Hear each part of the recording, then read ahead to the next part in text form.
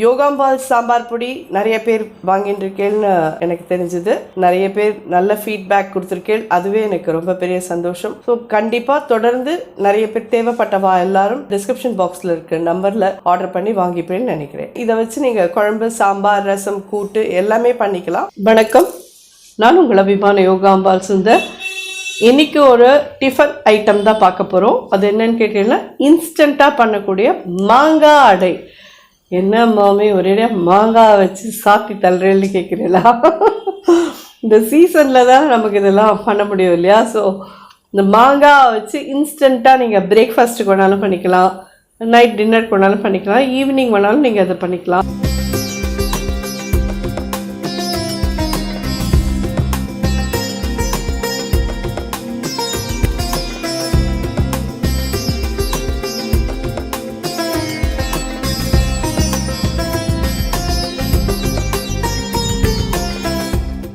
So இந்த மாங்காய் அடைக்கு வந்து இந்த மாதிரி மாங்காய் வந்து தோலெல்லாம் சீவிட்டு கட் பண்ணி எடுத்து வச்சுக்கோங்க. ரொம்ப புளிப்பாகவும் இருக்க வேண்டாம், ரொம்ப இதுவாகவும் இருக்க மாட்டான். இதை வந்து க்ளூட்டன் ஃப்ரீயாக நம்ம பண்ண போகிறோம். அதாவது இதில் நம்ம கோதுமை மாவு யூஸ் பண்ணி நிறைய பேர் பண்ணுவோம் அடை, இன்ஸ்டன்ட் அடை. நம்ம வந்து இன்றைக்கி கடலை மாவு யூஸ் பண்ணி பண்ண போகிறோம். So gluten free, gluten allergy இருக்கிறவாள்லாம் கூட இந்த அடையை பண்ணி சாப்பிட்லாம். பிரேக்ஃபாஸ்ட்டுக்கோ இல்லை டின்னருக்கோ ரொம்ப ரொம்ப நல்லாயிருக்கும். அட் த சேம் டைம் கொஞ்சம் கண்டினியூஸாக எல்லோரும் இந்த கண்ணாடியோடு என்னை பார்த்துட்டு இருப்பேன். என்னாச்சு மம்மி, ஏன் உங்களோட இந்த கண்ணாடி நல்லாவே இல்லை அப்படின்னு முன்னாடியே நிறைய பேர் கமெண்ட் போட்டிருக்கேன். அந்த கண்ணாடி இன்னும் ரெடி ஆகலை. அது ரெடி ஆகிற வரைக்கும் இந்த கண்ணாடியோடு வரேன், அவ்வளோதான். அடுத்த செட் ஆஃப் வீடியோலேருந்து அந்த கண்ணாடி மாறிடும், கவலைப்படாதீங்க. என்ன பண்ணுறது, இப்படி இருந்தாலும் நீங்களாம் சகிச்சுக்கு தான் வேணும் என்ன. ஸோ இந்த மாங்காவை அடியில் போடுறேன்.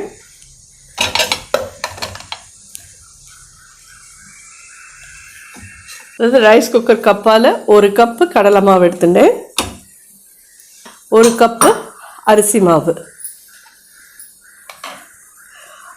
இது என்ன மாவு, இது இடியாப்ப மாவா, எது வேணாலும் உங்ககிட்ட எந்த அரிசி மாவு கிடைக்கிறதோ அது நீங்கள் யூஸ் பண்ணிக்கோங்க. இது ரெண்டுத்துலேயும் 1/2 கப்பு ரவா. இதில் வந்து ஒரு 1/4 டீஸ்பூன் மஞ்சள் பொடி. காரம் நமக்கு தேவையான அளவுக்கு ஒரு 3/4 டீஸ்பூன் கிட்ட போடுறேன். இது இன்ஸ்டண்ட்டாக பண்ண போகிறோம், அதனால் ஃபர்மெண்டெல்லாம் ஆகணும்னு அவசியமே இல்லை. இது பண்ணி இப்போ தண்ணி விட்டு அரைச்சிடலாம். அரைச்சிட்டு ஜஸ்ட்டு ஒரு 10 நிமிஷம் மூடி வச்சுருந்துட்டு அப்புறம் நம்ம அப்படியே வாக்க ஆரம்பிச்சிடலாம். ரொம்ப ரொம்ப நல்லாயிருக்கும். தேவைப்பட்டவா வேணுங்கிறவா இதில் வெங்காயம் நல்லா பொரியாக நறுக்கிட்டு வதக்கிட்டு அதில் சேர்த்து அடையா வாத்துக்கோங்க. நல்லா மெல்லிசாக வாக்க வரும். வேண்டாம் இப்படியே நாங்கள் எடுத்துக்கிறோம் அப்படிங்கிறவா இப்படியே எடுத்துக்குவோம். ஒரு 1/2 டீஸ்பூன் பெருங்காயப்பொடியும் இதில் போடுறேன்.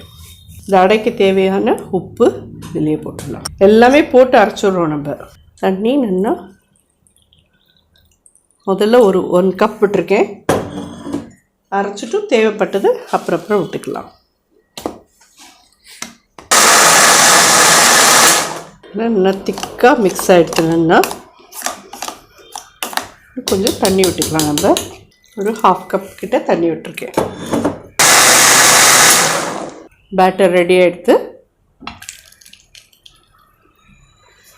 கருவேப்பிலை, கொத்தமல்லி. இந்த ஸ்டேஜில் வெங்காயம் வேணுங்கிறவா நல்லா வெங்காயத்தை வந்து கொஞ்சம் பொடியாக கட் பண்ணிக்கோங்க. அதை வந்து நல்லா வதக்கிட்டு இதில் ஆட் பண்ணிக்கோங்க. அப்போ தான் அது அடையை வந்து மெல்லிசாக வாக்க வரும். உங்களுக்கு அரைச்சிட்டு ஒரு 5 to 10 மினிட்ஸ் அப்படியே விட்டுருங்க, அப்புறமா வாக்கலாம். ரொம்ப ஈஸி இதெல்லாம். இன்ஸ்டண்ட்டாக குவிக்காக ஆஃபீஸ்லேருந்து வந்துட்டோ இல்லை பேச்சுலர்ஸாக இருக்கே எல்லாருக்கும் வந்துட்டு, அதனால தான் இந்த 1 பார்ட் இந்த இன்ஸ்டன்ட் இதெல்லாமே வந்து உங்களுக்கெல்லாம் ஈஸியாக இருக்கும் பண்ணுறதுக்கு. ரொம்ப நாள் கிச்சன், அதுவும் வெய்ய நாளில் ரொம்ப நாள் கிச்சனில் நிற்கிறதுனாலும் பிடிக்காது. ஸோ இதெல்லாம் ரொம்ப ரொம்ப ஈஸியாகவும் இருக்கும், டேஸ்டியாகவும் இருக்கும். ஏன்னா இதில் வந்து இந்த மாங்காய் இருக்கிறதுனால ஒரு புளிப்புத்தன்மையோடு இருக்கும். நல்லா ஒரு டேங்கி டேஸ்ட்டோடு ரொம்ப ரொம்ப நல்லாயிருக்கும் இந்த அடை. கல் காயட்டும், பார்க்கலாம். ஸோ பேட்டர் கன்சிஸ்டன்சி இப்படி பார்த்துக்கோங்க. கல் நல்லா காய வச்சுட்டு இதை வாரணும்.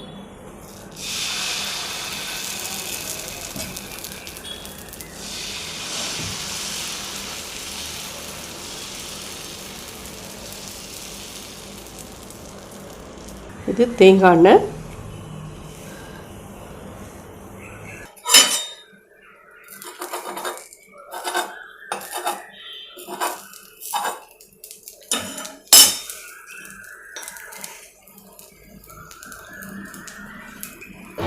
இது காலை வேளையில் பிரேக்ஃபாஸ்ட் காட்டும், நைட் டின்னருக்கு இதெல்லாம் ரொம்ப ரொம்ப நல்லாயிருக்கும். எமர்ஜென்சிக்கு தோசை மாவு இட்லி மாவு இல்லை அப்படின்னா எல்லா இடத்துலையும் கடலை மாவு அரிசி மாவு ரவை இருக்கும் கண்டிப்பாக. இல்லை கடலை மாவு வேணாங்கிறவா கோதுமை மாவு வச்சு கூட நீங்கள் பண்ணிக்கலாம். கோதுமை மாவு அண்ட் அரிசி மாவு ரெண்டும் ஈக்குவல் அமௌண்ட் அண்ட் ரவா அதில் பாதி. மாங்காய் வந்து நல்லா ஒரு என்ன சொல்கிறது, நீங்கள் மாவு எடுக்கிற அளவுக்கு 2 அரிசி மாவு கோதுமை மாவு ரெண்டும் எந்த அளவு இருக்கோ அந்த அளவுக்கு மாங்காய் எடுத்துக்கோங்க.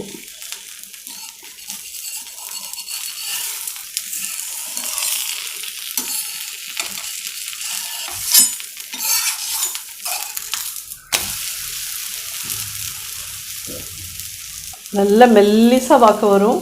மெல்லிஸ் அடையாக வேணுனாலும் மெல்லிஸ் அடையாக வாத்துக்கோங்க. இல்லை தடியாக வேணும் உங்களுக்கு அப்படின்னா தடியாக வேணாலும் இது பண்ணிக்கோங்க.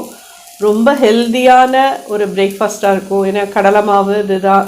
ஸோ மாங்காய் வச்சு பண்ணுறதே அந்த ஒரு டேங்கி டேஸ்ட்டோடு இருக்கிறதே நீங்கள் ஜஸ்ட் ஒரு மிளகா அப்படி மட்டும் தொட்டுண்டு சாப்பிட்டுடலாம். அவ்வளோ நல்லாயிருக்கும். இது நம்ம இதுலேயே காரப்பொடி போட்டிருக்கோம், எல்லாமே இருக்கிறதுனால நல்லாயிருக்கும். வெங்காயம் வேணுங்கிறவா வெங்காயத்தை நல்லா கொஞ்சம் சொட்டு எண்ணெயை விட்டு நல்லா வதக்கிட்டும் இதில் சேர்த்து அதுக்கப்புறமா வாருங்க, ரொம்ப ரொம்ப நல்லா வரும். இல்லை அப்படியே பச்சையாக போட்டேன்னா இதெல்லாம் மாவு, ஸோ அது வந்து பச்சையாக இருக்கிறதுக்கு அதுக்கும் அந்தளவுக்கு குவிக்காக வேகாது. அதுக்கப்புறமா அது அப்படியே பச்சையாக வாயில் கடிப்படும். அதனால் வதக்கிட்டு போடுங்கன்னு சொல்கிறேன். இன்னொரு கலர்ஃபுல்லாக இருக்குது பார்த்தீங்களா இந்த அடையே. இதில் வந்து நான் எங்கள் ஆற்றுல என் குழந்தையெல்லாம் என்ன பண்ணுவான்னா தேங்காய் திருக்கி போட்டு வாக்க சொல்லுவாள். வெங்காயம் வேண்டான்ருவா. இதில் தேங்காய் திருக்கி போட்டுருவேன். வெல்லம் தொட்டுண்டு மிளகா அப்படி எண்ணெய் தொட்டுண்டே சாப்பிட்ருவாள் எல்லோரும்.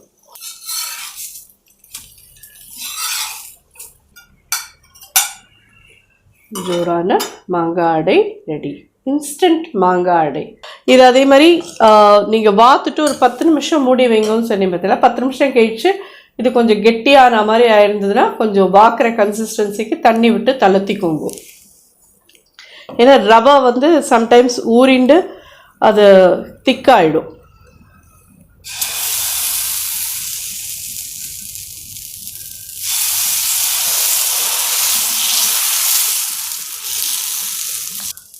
நான் தேங்காய் எண்ணெய் விட்டு வைக்கிறேன். உங்களுக்கு எந்த எண்ணெய் சௌகரியமோ அதை பார்த்து விட்டுக்கோங்க. அதேமாதிரி நான் ஒரு சைடுக்கு தான் விடுவேன், இன்னொரு சைடுக்கு விட மாட்டேன்.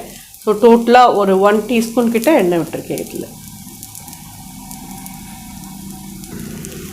பார்த்தீங்கன்னா ஜோராக இருக்குது பாருங்க. வடை சாப்பிட்டுக்கிறதுக்கும் அவ்வளோ நல்லாயிருக்கும். நீங்கள் கண்டிப்பாக ட்ரை பண்ணி சாப்பிட்டு பார்த்துட்டு எப்படி இருந்ததுன்னு சொல்லுங்கள்.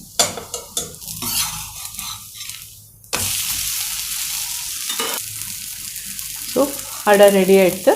நீங்கள் எது வேணாலும் தொட்டுன்னு சாப்பிட்டு எதில் வேணாலும் தொட்டுக்கலாம். இது மிளகா அப்படி வெல்லம் என்ன வேணாலும் தொட்டுன்னு சாப்பிடுங்க.